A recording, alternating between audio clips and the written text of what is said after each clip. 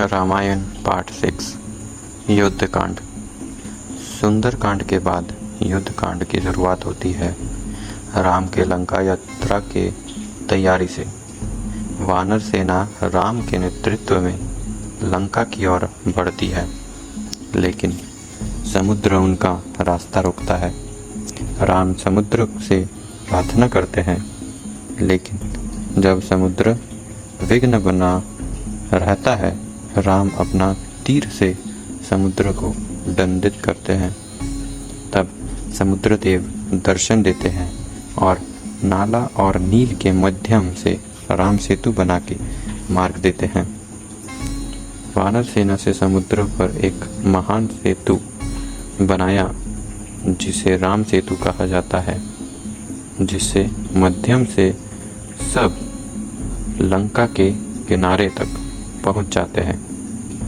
लंका के अंदर रावण को जब पता चलता है कि राम लंका पर आगमन कर रहे हैं, तो वह अपने मंत्रियों और भाइयों से सलाह लेते हैं। विभीषण, रावण का छोटा भाई, राम की शरण में चले जाते हैं। राम उन्हें गले लगाकर और लंका का राज्याभिषेक बाद में उनके नाम करने का वचन देते हैं।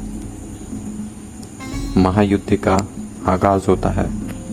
वानर और राक्षसों के बीच कठिन संग्राम चलता है। मेघनाद, कुंभकर्ण, आतिकाया जैसे महाबली योद्धा वानर सेना को चोट पहुंचाते हैं। मेघनाद, जो कि इंद्रजीत भी कहलाते थे,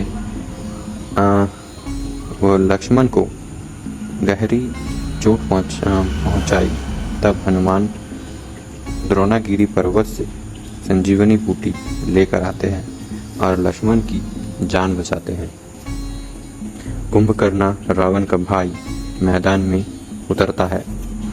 उसके विराट शरीर से सेना कांप उठती है, लेकिन राम उसका संहार करते हैं। अंत में राम और रावण के बीच महायुद्ध होता है। रावण का घमंड, उसका बल और उसकी माया सब राम के तीर के सामने हार जाती है। राम ने रावण का संहार किया।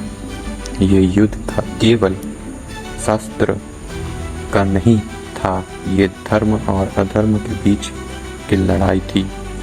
सीता जो अग्नि परीक्षा पड़ती है, उसको अग्नि परीक्षा देना पड़ता है, जिसमें वे पवित्र साबित होती है। राम उन्हें स्वीकार करते हैं। युद्ध के अंत में लंका का राज विभीषण को दिया जाता है और सभी राम के साथ अयोध्या वापस लौट जाते हैं। इसी के साथ रामायण का अंतिम भाग उत्तराकांड की और कहानी बढ़ती है।